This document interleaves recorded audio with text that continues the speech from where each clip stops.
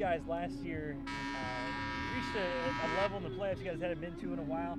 I was kind of listening to your interview last year at this time, and you said the goal is a Class 6 state title. Obviously, I'm sure that hasn't changed, but how do you build off last year's success? I don't know. I mean, I think our goal is to, get a little bit better every single day that we come out here, and we want to play for a Class 6 state championship. And last year, when we got to Rockhurst, we went up and we just didn't play very good. I think we've got to be a more disciplined team. We got to be able to run the football and stop the run. That night, they were able to run it and we weren't, and that's the difference in the ball game. Like, we've got to be more physical, and we've got to look at maybe playing a little faster, because they played some guys both ways and we really don't do that. So maybe some tempo stuff, but at the end of the day, we got to be playing our best football in the playoffs. So our goal is to go 5-0. Like, that's what we're talking about every single day, is let's just go 5-0. The 5-0 that matters, you know what I'm saying? So right now, we're just in let's get better mode. Let's just be the best team we can be today. Tomorrow we'll wake up and be the best we can be tomorrow. And when you're stacking days like that and stacking wins essentially right there, that the end of last year, that sort of stays with you. Does that sort of help build on this year? Not only does you have the normal confidence and want for a state title, but knowing that if you had played your best ball, you could have been right there. Yeah, no doubt. I mean, that's, like, the goal is to play the best you can play. Sometimes we don't, determine the score. The scoreboard's a totally different deal. But we didn't play our best football. Not to take anything away from Rockhurst, but we didn't play the best we can play. If we play the best we can be and we get beat somewhere down the road, then we're okay with that, man. That's life. Like, we just got to be the best version of ourselves.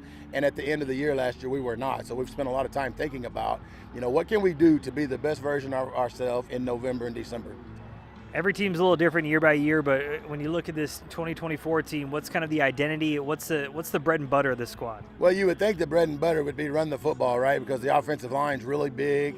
They're really physical. We got a really good running back. We got several of them that should be really good. We got a quarterback that, is athletic, that's going to give us a chance. But like you said, every team has its own identity. What's the identity of this team going to be? We don't know yet. We're going to figure that out over the next several weeks, but I would assume it would be around running the football.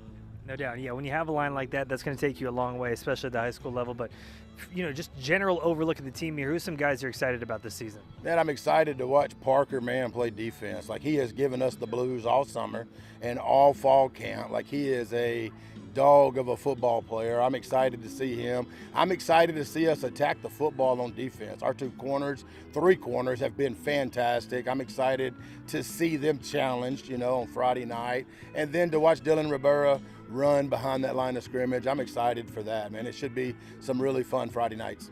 No doubt. Is there one thing this time of year that is your favorite part about football season? What you look forward to most? We're only about a week and a couple days away, but what kind of gets you going this time of year? I love college football. So Friday nights are awesome. Like, I love Friday nights, but I love watching college football on Saturday. And it just, there's no season like football season. Like, this is like a fat kid in a candy store. You just can't contain yourself. So we're extremely excited about college football and high school football. Yeah, I think that's the perfect way to put it right there. Switching over to Jackson, crazy summer for him. The visits he takes, that's kind of the dream for any player at his age right now.